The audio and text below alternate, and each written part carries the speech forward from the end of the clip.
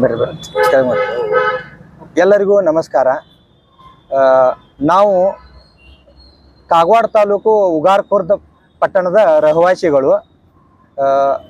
ನಾವು ಇಲ್ಲಿ ಇವತ್ತು ಹೋರಾಟ ಮಾಡುತ್ತಿರುವ ಉದ್ದೇಶವೇನೆಂದರೆ, ಉಗಾರ್ ಖುರ್ದ್ ಪಟ್ಟಣದಲ್ಲಿ ದಿ ಉಗಾರ್ ಶುಗರ್ ವರ್ಕ್ಸ್ ಅಂತ ಸಕ್ಕರೆ ಕಾರ್ಖಾನೆ ಸುಮಾರು 70 ರಿಂದ 80 ವರ್ಷದಿಂದ ಅಲ್ಲಿ ಕಾರ್ಯನಿರ್ವಹಿಸುತ್ತಿದೆ. ಅವರು ಇತ್ತೀಚೆಗೆ 2023ರಲ್ಲಿ ಅನಧಿಕೃತವಾಗಿ ಅಂತ ನಮಗೆ ದಾಖಲಾತಿ ಸಿಕ್ಕಿರುತ್ತವೆ. ಅನಧಿಕೃತವಾಗಿ ಎಥನಾಲ್ ಘಟಕವನ್ನು ಪ್ರಾರಂಭಿಸಿದ್ದಾರೆ. ಆ ಎಥನಾಲ್ ಘಟಕದಿಂದ ಪರಿಸರ ಮಾಲಿನ್ಯ, ವಾಯು ಮಾಲಿನ್ಯ, ಜಲ ಮಾಲಿನ್ಯ, ಶಬ್ದ ಮಾಲಿನ್ಯ ತುಂಬಾನೇ ಹೆಚ್ಚಾಗಿದ್ದು, ಅದರಿಂದ ಅಲ್ಲಿನ ಸಾರ್ವಜನಿಕರಿಗೆ ನಮಗೆ ತುಂಬಾ ಸಮಸ್ಯೆಗಳು ಉಂಟಾಗ್ತಾ ಇದ್ದಾವೆ. ಆರೋಗ್ಯದ ಮೇಲೆ ಪರಿಣಾಮ ಬೀರ್ತಾ ಇದೆ. ಉಸಿರಾಟದ ತೊಂದರೆ, ಚರ್ಮ ಅಲರ್ಜಿ, ಕಫ ಆಗೋದು, ಇನ್ನಿತರ ಸಮಸ್ಯೆಗಳು, ಹಾರ್ಟ್ ಅಟ್ಯಾಕ್, ಈ ತರ ಸಮಸ್ಯೆಗಳು ತುಂಬಾನೇ ಹೆಚ್ಚಾಗ್ತಾ ಇದ್ದಾವೆ. ಅದರ ಉದ್ದೇಶವಾಗಿ ನಾವು ಸುಮಾರು 2 ರಿಂದ 3 ವರ್ಷ ಆಯಿತು ಪರಿಸರ ಇಲಾಖೆಗೆ ದೂರುಗಳನ್ನು ಸಲ್ಲಿಸ್ತಾ ಇದ್ದೀವಿ. ಪರಿಸರ ಇಲಾಖೆಯವರು ಬಂದು ಅಲ್ಲಿ ಪರಿವೀಕ್ಷಣೆ ಮಾಡಿ ವರದಿಗಳನ್ನು ಕೇಂದ್ರ ಕಚೇರಿಗೆ ಸಲ್ಲಿಸ್ತಾ ಇದ್ದಾರೆ.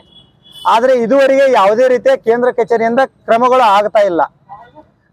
ಇತ್ತೀಚೆಗೆ ಜನವರಿ ಅಥವಾ ಫೆಬ್ರವರಿಯಲ್ಲಿ ಪೊಲ್ಯೂಷನ್ ಬೋರ್ಡ್ನವರು ಏರ್ ಮಾನಿಟರಿಂಗ್ ಮುಖಾಂತರ ಅಲ್ಲಿ ಪರಿವೀಕ್ಷಣೆ ಮಾಡಿದಾಗ ಅಲ್ಲಿ PM10 ಇದು ಅತಿ ಸೂಕ್ಷ್ಮ ಧೂಳಿನ ಕಣಗಳು. ಇದು ಮನುಷ್ಯನ ಶರೀರಕ್ಕೆ ಡೈರೆಕ್ಟ್ ಆಗಿ ಹಾರ್ಟ್ ಮತ್ತು ಲಂಗ್ಸ್ಗೆ ಇಫೆಕ್ಟ್ ಮಾಡ್ತಾ ಇದೆ. ಅದು ಹಾಯೆಸ್ಟ್ ಅಂದ್ರೆ 554 ಇದು ಹಾಯೆಸ್ಟ್ ಆಗಿ ಬಂದಿದೆ. ಆದರೂ ಕೂಡ ಪೊಲ್ಯೂಷನ್ ಬೋರ್ಡ್ನಿಂದ ಯಾವುದೇ ರೀತಿ ಅವ್ರ ಮೇಲೆ ಆಕ್ಷನ್ ಆಗಿಲ್ಲ. ಯಾಕೆ ಮಾಡ್ತಾ ಇದ್ದಾರೆ ಅಂತ ತಿಳಿತಾ ಇಲ್ಲ. ಎಷ್ಟು ಬಾರಿ ನಾವು ಮನವಿ ಸಲ್ಲಿಸ್ತಾ ಇದೀವಿ, ದೂರುಗಳು ಹೋಗ್ತಾ ಇದ್ದಾವೆ, ಆದರೂ ಕೂಡ ಪೊಲ್ಯೂಷನ್ ಬೋರ್ಡ್ ಕೇಂದ್ರ ಕಚೇರಿಯವರು ಆಕ್ಷನ್ ತಗೊಳ್ತಾ ಇಲ್ಲ.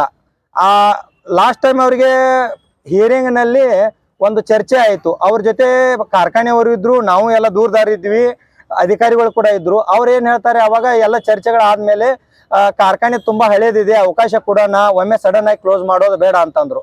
ಸರಿ ಸರ್, ಅವ್ರಿಗೆ ಅವಕಾಶ ಕೊಡಿ, ಸುಧಾರಣೆ ಮಾಡ್ಕೊಳ್ಳೋದಕ್ಕೆ ಅವಕಾಶ ಕೊಡಿ ಅಂತ ನಾವೆಲ್ಲರೂ ಕೂಡ ಒಪ್ಪಿಗೆ ಕೊಟ್ವಿ. ಆದ್ರೂ ಕೂಡ 6 ತಿಂಗಳಲ್ಲಿ ಅವರು ಯಾವುದೇ ರೀತಿಯ ಸುಧಾರಣೆ ಕಂಡುಕೊಂಡಿಲ್ಲ. ಫ್ಯಾಕ್ಟ್ರಿಯಿಂದ ಒಂದು ಹನಿ ಕೂಡ ವೇಸ್ಟ್ ವಾಟರ್, ತ್ಯಾಜ್ಯ ನೀರನ್ನ ಹೊರಗಡೆ ಬಿಡಬಾರ್ದಂತ ಸರ್ಕಾರದ ಆದೇಶ ಇದ್ರೂ ಕೂಡ ಅವರು ಯಾವುದೇ ರೀತಿ ಭಯವಿಲ್ಲದೆ ನೀರನ್ನ ಕಾಲುವೆ ಮುಖಾಂತರ ನದಿಗೆ ಬಿಡ್ತಾ ಇದ್ದಾರೆ. ಇದರ ಬಗ್ಗೆ ನಾವು ಹಲವಾರು ಬಾರಿ ಅವರಿಗೆ ತಿಳಿಸಿದ್ರು ಕೂಡ ಅವರು ಯಾವುದೇ ರೀತಿ ಇದನ್ನ ಮಾಡ್ತಾ ಇಲ್ಲ. ಇತ್ತೀಚೆಗೆ ಅವರು ಕಾರ್ಖಾನೆಯವರು ತಮ್ಮ ಕಾರ್ಖಾನೆಯ ಕಾಮಗಾರಗಳನ್ನ ನಮ್ಮ ಮೇಲೆ ಎತ್ತಿಕಟ್ಟಿ ನಾವು ದುಡ್ಡಿಗೋಸ್ಕರ ಮಾಡ್ತಾ ಇದ್ದೀವಿ, ಹಾಗೆ ಹೀಗೆ ಅಂತ ಊರಲ್ಲೆಲ್ಲ ಅಪಪ್ರಚಾರ ಮಾಡಿ ನಮ್ಮ ಮೇಲೆ ಆರೋಪಗಳನ್ನು ಮಾಡ್ತಾ ಇದ್ದಾರೆ. ಕೇಂದ್ರ ಕಚೇರಿ ಪರಿಸರ ಇಲಾಖೆಯವರು ಯಾಕೆ ಆಕ್ಷನ್ ಮಾಡ್ತಾ ಇಲ್ಲ ಅಂತ ನಮಗೆ ತಿಳಿತಾ ಇಲ್ಲ. ಮಾಲಿನ್ಯ ಇಲಾಖೆಯವರು ಚಿಕ್ಕೋಡಿ ಮತ್ತೆ ಬೆಳಗಾವಿ ಅವರು ಹೇಳ್ತಾ ಇದ್ದಾರೆ, ನಾವು ವರದಿ ಮಾಡಿ ಕ್ಲೋಸಿಂಗ್ ಡೈರೆಕ್ಷನ್ಗೆ ಕೇಂದ್ರ ಕಚೇರಿಗೆ ಕಳಿಸಿದ್ದೀವಿ, ಕೇಂದ್ರ ಕಚೇರಿಯವರು ಏನ್ ಆಕ್ಷನ್ ಮಾಡ್ತಾರೆ ಅಂತ ನಮಗ್ ಗೊತ್ತಿಲ್ಲ, ಅವ್ರ ಮೇಲೆ ಬಿಟ್ಟಿದ್ದೀವಿ ಅಂತ ಈ ರೀತಿ ಪ್ರತಿ ಬಾರಿ ಇದನ್ನೇ ಹೇಳ್ತಾ ಇದ್ದಾರೆ. ಸರ್, ಈಗ 30/6/2026 ಅವರು CFO ಕನ್ಸೆಂಟ್ ಫಾರ್ ಆಪರೇಷನ್ ಅಂತ ಅದು ಕೂಡ ಅವಧಿ ಮುಗಿದು ಹೋಗಿದೆ. ಅವಧಿ ಮುಗಿದ್ರು ಕೂಡ ಅವರು ಕಾರ್ಖಾನೆ ಇಥನಾಲ್ ಘಟಕವನ್ನ ಚಾಲ್ತಿಯಲ್ಲಿ ಇಟ್ಟಿದ್ದಾರೆ. ಅದ್ರ ಬಗ್ಗೆ ನಾವು ಕೇಂದ್ರ ಕಚೇರಿಯವರಿಗೆ ಮತ್ತೆ ಪರಿಸರ ಇಲಾಖೆ ಚಿಕ್ಕೋಡಿ ಬೆಳಗಾವಿಯವರಿಗೂ ಇವ್ರ ಗಮನಕ್ಕೆ ತಂದ್ರು ಕೂಡ ಅವರು ನಾವೇನ್ ಮಾಡಕ್ ಆಗೋದಿಲ್ಲ ಅಂತ ಹೇಳ್ತಾ ಇದ್ದಾರೆ.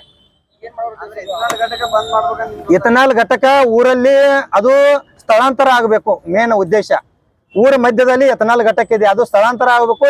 ಇಲ್ಲಾದರೆ ಅದನ್ನ ಕಾಯಮವಾಗಿ ಬಂದ್ ಮಾಡಬೇಕು.